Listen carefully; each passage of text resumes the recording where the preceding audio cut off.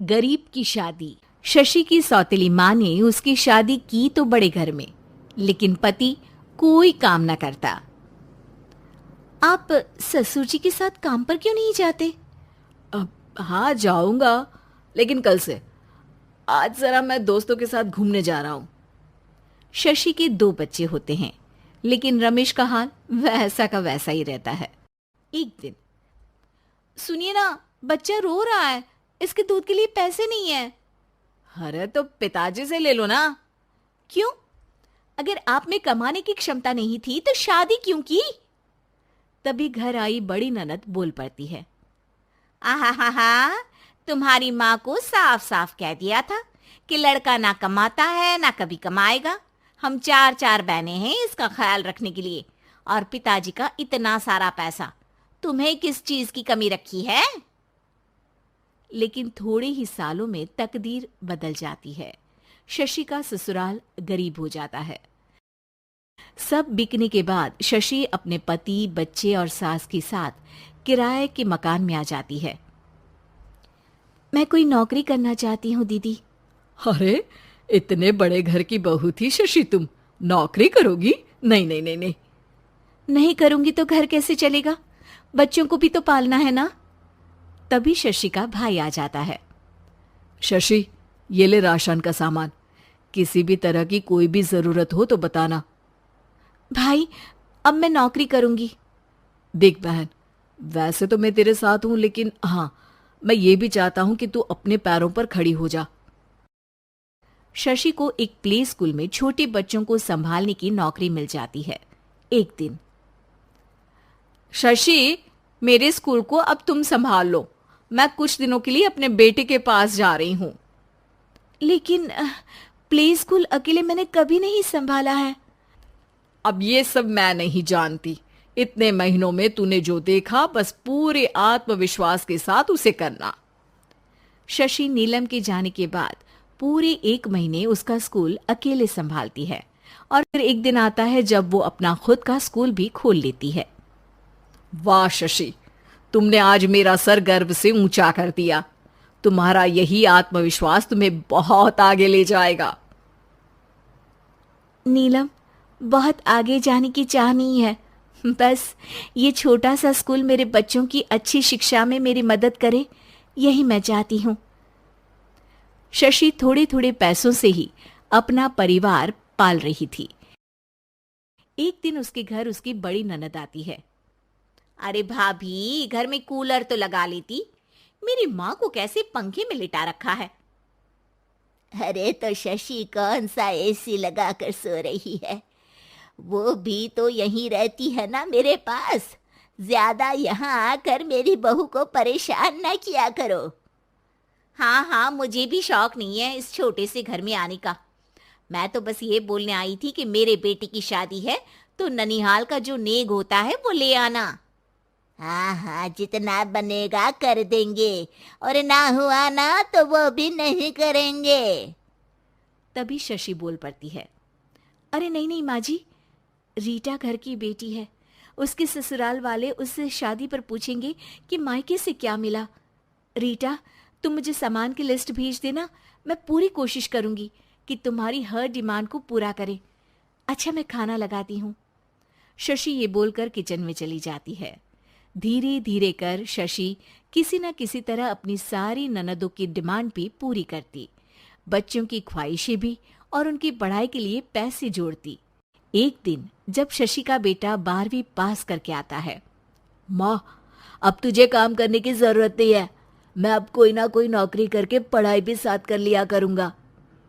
शशि को लगता है कि बेटा और आगे पढ़ाई करे, लेकिन वक्त की मार के कारण वो बेटे को काम के लिए हाँ कर देती है। अब बेटा एक बैंक में चपरासी बन जाता है। लड़का देखने में तो बड़ा अच्छा है, अंग्रेजी भी पटर पटर बोलता है, फिर चपरासी क्यों? लड़का सारी बात मैनेजर को बता देता है। अच्छा, तो मैं तुझे एक मौका देता हूँ। तू यहाँ रहकर दूसरे डिपार्टमेंट का भी काम सीख। अगर तू किसी एक का भी काम अच्छे से सीख गया तो मैं तुझे यहाँ टेबल चेयर में बैठने वाली नौकरी दे दूंगा। लेकिन एक दिन शशि की ननद उसे फोन करती है। अरे भाभी, देखो मायका तो मेरा तुम लोगों से ही है। मैंने आपके बेटे और मेरे भतीजे प्रदीप के लिए यहाँ एक नौकरी देखी है। पूरे 5,000 मिलेंगे। वैसे करता ही क्या है, चपरासी ही तो है ना।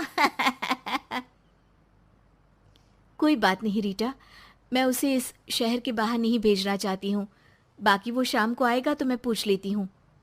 वहीं प्रदीप मैनेजर की बात से खुश हो जाता है और मैनेजर के काम पर ही नजर रखने लगता है। वो उनकी तरह के पेपर पढ़ता, काम करता और आने वाले लोगों की बातें सुनता। एक दिन बैंक में ऑडिट वाले आते हैं। ये गलत है, पूरी बैलेंस शीट नहीं मिल रही है, कहीं ना कहीं गड़बड़ है। ए मैनेजर, क्या करते हो? बैंक के पैसों का हिसाब सही नहीं है। मैनेजर के पसीने छूट जाते हैं। तभी प्रदीप वहां जाता है। अब क्या मैं ये बैलेंस शीट देख सकता हूँ? अरे बेटा, मजाक नहीं, जाओ पानी लेकर आओ एक गिलास। प्रदीप मैनेजर को पानी लाकर देता है और फिर ऑडिटर से कहता है, देखिए सर, मैं आपको बता सकता हूँ कि कैसे बैलेंस शीट को आप लोग गलत तरीके से जोड़ रहे हैं। ऐसा बोलकर प्रदीप एक एक कर सारे डाउट क्लियर कर देता है। अरे हाँ, ये तो पॉइंट हमने देखे ही नहीं थे। गुड, कौन है ये बच्चा? तभी मैनेजर बोल पड़ता है, अब हमारे यहाँ अकाउंट में नया आया है। ऑडिटर के जाने के बाद, वाह प्रदीप, आज तो तुमने मेरी नौकरी बचा ली। और आपने भी तो मेरी नई नौकरी लगा दी, अकाउंटेंट की। बस फिर क्या था, प्रदीप ने एक बार जो सफलता की सीढ़ी चढ़ी, बस चढ़ता ही चला जाता है। फिर एक दिन शशि की ननद, अरे भाभी कैसी हो? घर को तो बड़ा ही सुंदर चमका रखा है। अरे बेटी, कैसे आना हुआ? तू तो इस छोटे से घर में आना भी नहीं चाहती थी। कोई खास काम है क्या? अब हाँ, वो माँ, मेरा जो मजला बेटा है ना, वो अकाउंट से पढ़ाई कर रहा है, तो प्रदीप से बोलकर उसकी भी कहीं अच्छी नौकरी लगा दो ना। सास और शशि समझ जाते हैं कि कैसे पैसे आते ही लोगों के बात करने के तरीके से लेकर रिश्ते निभाने तक में बदलाव आ जाता है।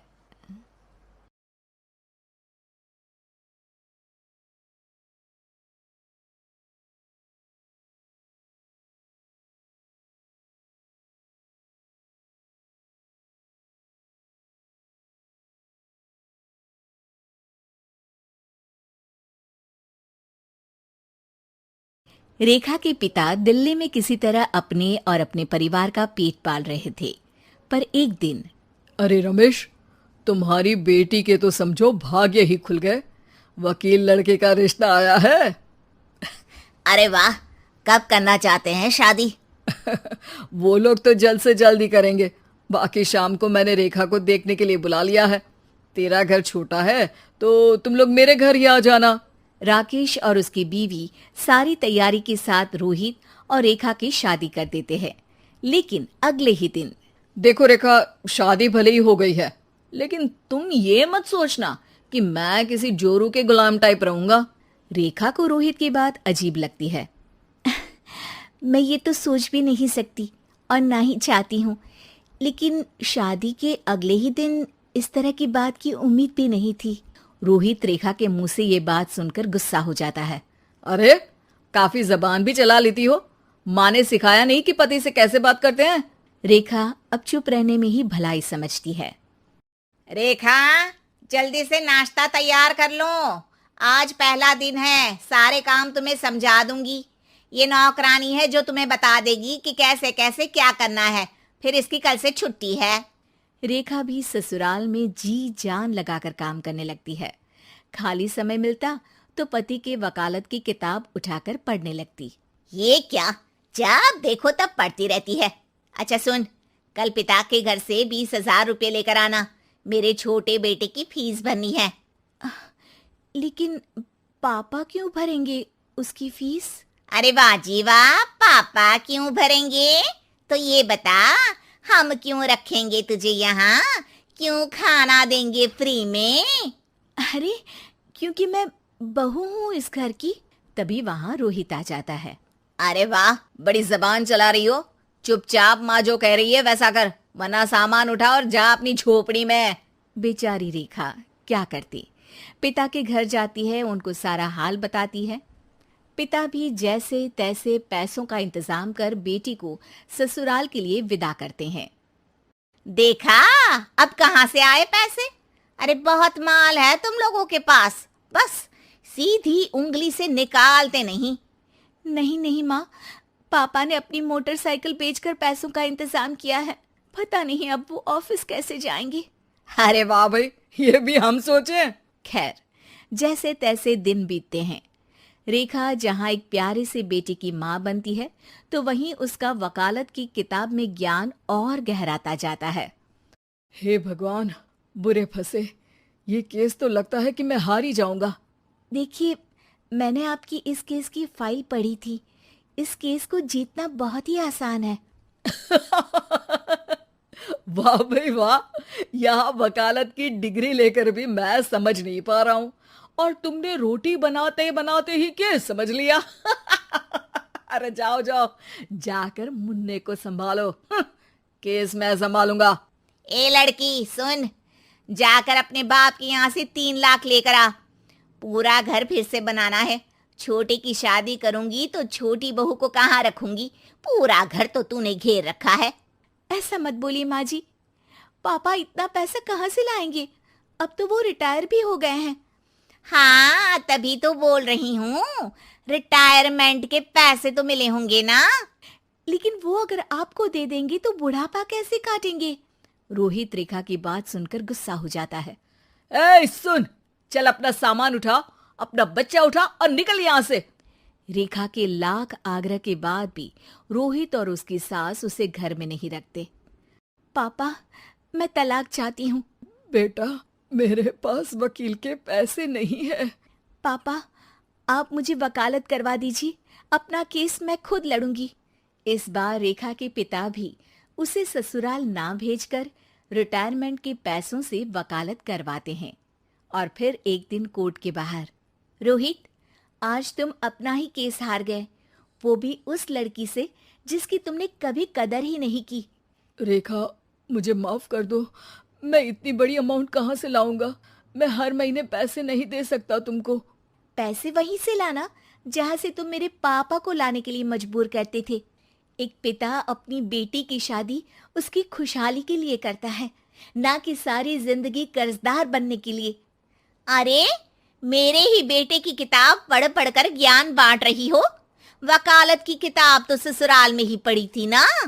बिल्कुल, यहाँ मेरी गलती रही।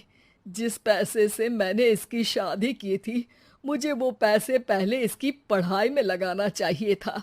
और आज रेखा एक जानी मानी वकील के रूप में काम कर रही है।